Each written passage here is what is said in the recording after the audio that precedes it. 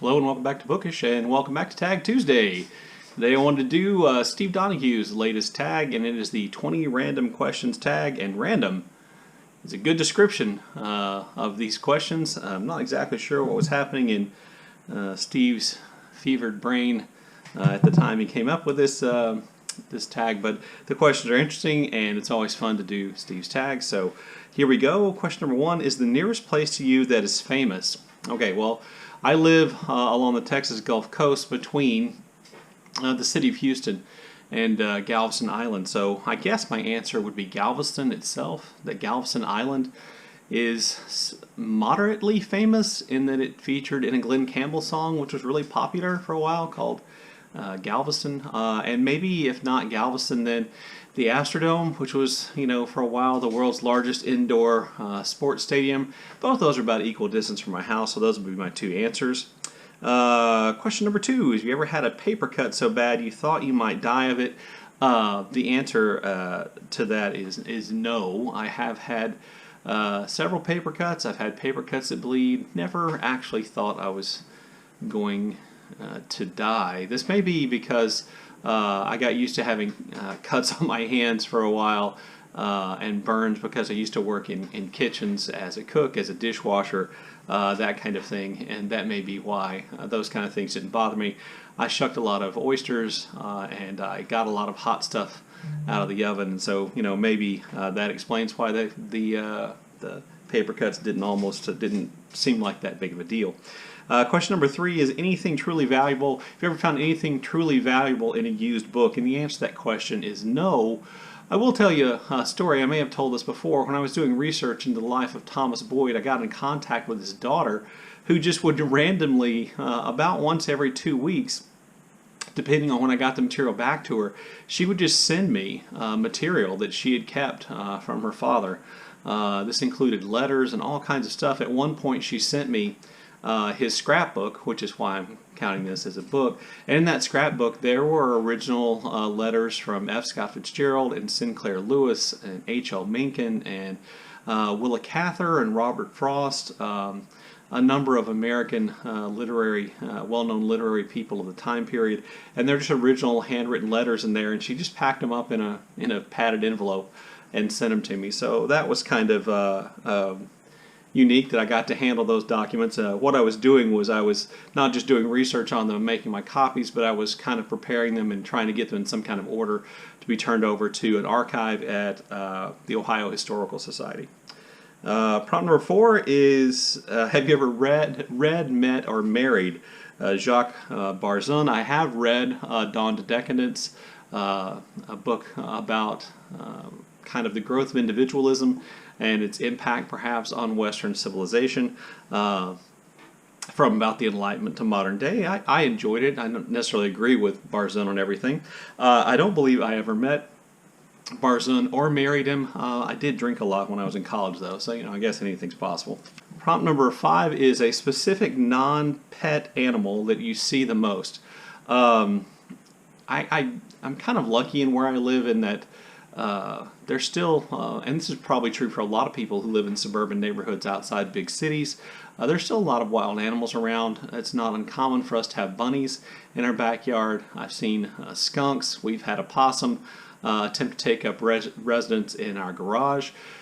Twice I've almost been hit by red-tailed hawks swooping down to catch a lizard because I happened to walk around the corner of the house just at the moment as they were, flying down. But the truth of the matter is the non-pet animal I see most often are lizards. And if you remember another kind of random question tag I did, which I think came from Steve, that's also the one of my fears are lizards. I'm not a big fan of reptiles with fingers. So yeah, that would be kind of the unpleasant truth about that. Prompt number six is, have you ever been inside a cathedral? Yes, and then what's your favorite cathedral? I'm going to say my favorite cathedral is Sainte-Chapelle in Paris. It's the one with all the incredible stained glass in Paris, and it's a lot of blue stained glass. My wife and I went there, and it was beautiful. I don't know, since it's literally a chapel and not a cathedral, if it counts, but I'm going to count it. I've been to Notre Dame, and I've been to St. Paul's, I've been to Westminster Abbey, Christ Church, and St. Patrick's Cathedral in Dublin, a few other smaller cathedrals, the cathedral in Bath, and there may be a few others. But Saint-Tropez is the one that made the greatest impact on me. Prompt number 7, have I ever been seeing things delirious? And I'm gonna just say no. I don't think I've ever been in that state of delirium. I will say that my very first kidney stone attack, that I was in a tremendous amount of pain, and I don't have a real firm memory of what took place. I do have some memories of just repeatedly kicking a part of my car as my wife drove me to the hospital in pain, but I didn't see or talk to anything, unless you want to count my ghost story, and since Steve doesn't believe in ghosts, I guess we'll go with that. One night when I was up and sitting in this very room, grading papers, my desk, which the camera and the tripod sit on, used to face that way. And so I was facing these bookshelves, and it was about 2 or 3 o'clock in the morning, and I was grading papers, and I could swear that I saw my son, who would have been a small child at the time, walk across that opening there and head into another room. And I was so sure that it was him, and I called out his name, I asked him what was wrong, and I got up and went in that room. And then he wasn't there, so there you go. Maybe it was a ghost kid, maybe I was just deliriously sleepy, maybe I was actually asleep. Prompt number 8, do you have blood relatives who are readers? And the answer for me is yes, a lot. My grandmother and mother and sister are all English teachers. My grandmother was a reader. My mother still reads a lot. My sister is a reader. My father reads primarily. He focuses on American history. I have an uncle who is a reader. My daughter's a reader. My son's a reader. So yes, I have blood relatives who are readers. We all read very different things. Prompt number 9 is how many species of animals have you smooched on the lips? I'm going to go with 1, humans, and 2, dogs. That's about it. I'm not really into cross-species romance. Oh, prompt number 10 is do you listen to the radio, and if so, what? I have XM radio in my truck, and I have 5 pre-programmed stations. I have one which is Classic Rewind. I have Vinyl Classics. Ooh, I have XM Turbo, and I have one that's like kind of alternative, and one that's like, oh, I don't know how to describe it. It would be like, I don't know, new wave music from the 80s and the 90s. Those would be my 5 preset stations. And when I'm in the car, I listen to the radio quite a bit. I enjoy music. Prompt number 11, have you ever been to the Eiffel Tower, the Louvre, or the Leaning Tower of Pisa? Yes, the Eiffel Tower. Yes, the Louvre. No, Leaning Tower of Pisa. I've never been to Italy. Never been up in the Eiffel Tower. The first time we got there, my wife and I went there. The first time we were in Paris, the tower was actually closed for repairs. They were preparing to repaint it, I guess, and I had the misfortune of sitting. We decided to sit at a bench that was kind of underneath it, and I sat down, and I sat in like drops of rusty water, and they stained my pants on the very first day I was in Paris. So we used to call those my Eiffel Tower pants. The stains, by the way, were embarrassingly located. Anyway, so there was that. The second time we went, I didn't go up in it because the line was too long. My wife's not a big fan of heights. Been to the Louvre twice. I think I mentioned this in a recent video. One of my favorite experiences at the Louvre was not being able to find an exit and ending up in the basement area where they had excavated the original kind of foundations of the palace of the Louvre, and that was kind of eerie and fascinating all at the same time. So yes, I've been to those places, but never been to Italy or the Leaning Tower of Pisa. Prompt 12, a little thing you miss because of the pandemic. Getting to visit my daughter who lives in the Austin, Texas area. Probably not a little thing. Getting to visit my parents who live in a different part of Texas. Also probably not a little thing. My wife has a compromised immune system, and so we have tried to remain shut off from as much of the world as we possibly can.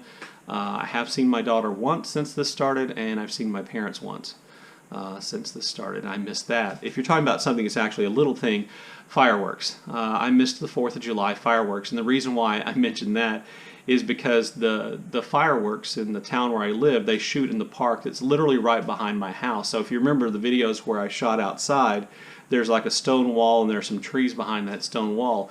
Just behind there, you know, several hundred yards back there is where they set the fireworks off. So at my house, we sit in the backyard with a refreshing beverage at night on the fireworks, and it's literally like they're shooting them right over my house, because oftentimes they are. Where actually used to be, they moved them back a little bit further. We used to be close enough where the falling, burning bits of cardboard debris would actually fall in my yard, and that's always a special thing here on the 4th of July.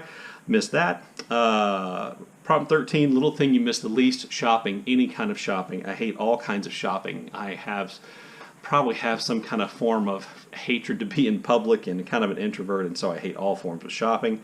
Prompt 15, have you ever won any money gambling? The answer is yes. I enjoy gambling. And I think I saw that Jason described how he approached gambling. I think our approach is the same. When my wife and I, back before all this happened, we used to drive to Louisiana where there are actual casinos and go gambling about, I don't know, once every 6 months. It was kind of a special treat. We just have a getaway. We'd go stay in what seemed like a relatively fancy hotel room, and we'd gamble. And whatever money we took to lose, if I lost that money, if we lost that money, we didn't worry about it. We considered that a part of the expense of going. Now, if we'd gone somewhere else and spent that money on entertainment or other things, we wouldn't have felt like we lost anything. And so to me, that's how gambling works. And so winning is just, you know, a fun bonus. I think the most I've ever won, I won $1,800 on a slot machine, and was so confused. One of the first time I went gambling, so confused I didn't even know to hit the button to make it stop dinging and make the noise. I was afraid if I hit the button, it wouldn't pay me all the money, and so I attracted quite a crowd, which, you know, I'm not a fan of that. On the same trip, I think I won $400 or $500 on a different slot machine. I have since then, you know, I've won $1,200, $1,100, $900 here and there. Usually, if I win once, I win twice, and one significant amount and one slightly smaller amount. I like slot machines. I realize that it's all just luck, but there's a certain amount of just pleasure and fun and not really having to think. I do play blackjack. When I go, I usually play blackjack at least once, depending on how it goes. But I have a tendency to do really badly at blackjack, even though I think I play the game relatively well. I don't have a lot of luck there. I think the most I've won playing blackjack is about $150, which really isn't very much, but seemed like a lot to me. At the time, I entered a poker tournament once, and believe it or not, just like in the James Bond film Casino Royale, I got beat by a straight flush with all my money in the tournament. And if I'd won that hand, I think I probably would have been the tournament leader, at least briefly. But I lost, busted out to a straight flush, which beat my ace-high flush. Anyway, that's my history of gambling. I do enjoy it, but I don't worry about the money I lose, because we take the amount of money we intend to lose, and we never get more. We've never once lost our money gambling and said, okay, let's take out some more money. To me, that is when you are crossing the line between having fun and potentially having a problem. Prompt 16 is give money to charity or give time to charity. In all honesty, mostly I give money. My wife and I dedicate a certain amount of money every year to charitable giving. We change those charities around. Oftentimes the American Cancer Society, we give to St. Luke's. I used to give to Doctors Without Borders, Médecins Sans Frontières, given to Black Lives Matter. I gave the money I made from my first 3 or 4 months worth of monetization to Black Lives Matter. I've decided I'm just going to, whatever money I make off of the monetization of this channel, I will donate that money to various charities. I donated part of that money to the Equal Justice Alliance, I believe. And so I'm not all that close to getting another check, but when I do, I will pick out charities. We have done charitable work. Usually, for me, it's associated with hurricanes. During Hurricane Ike, I helped to unload, my wife and I helped to unload 18-wheelers full of supplies of ice and MREs and things like that at a local area. With the latest, with Hurricane Harvey and the flooding, we were so incredibly lucky here. Where I live, I was surrounded by neighborhoods and homes and had friends and work colleagues whose homes flooded, and my wife, through her school, coordinated a lot of efforts to help with that relief, and I went out on 2 or 3 days and cleared out houses and hauled things for charity, and I worked with her unloading and loading trucks at her school. That would be primarily it. I have worked at a food bank, and that's something I would like to do again, but right now, because of my wife's immune system issues, we are trying to limit contact as much as possible, which is really scary for me because she is back at work, and she's a middle school principal, and soon there will be kids at her campus. So I'm kind of a wreck about that, but that's kind of us and charity. Prompt 17 is craft. Do I have any real crafts? I'm going to say no. I guess fishing isn't a craft. I do enjoy that. It's more of a hobby. I do a little wood carving, and I'd like to get back into that. If I do, I promise I'll film.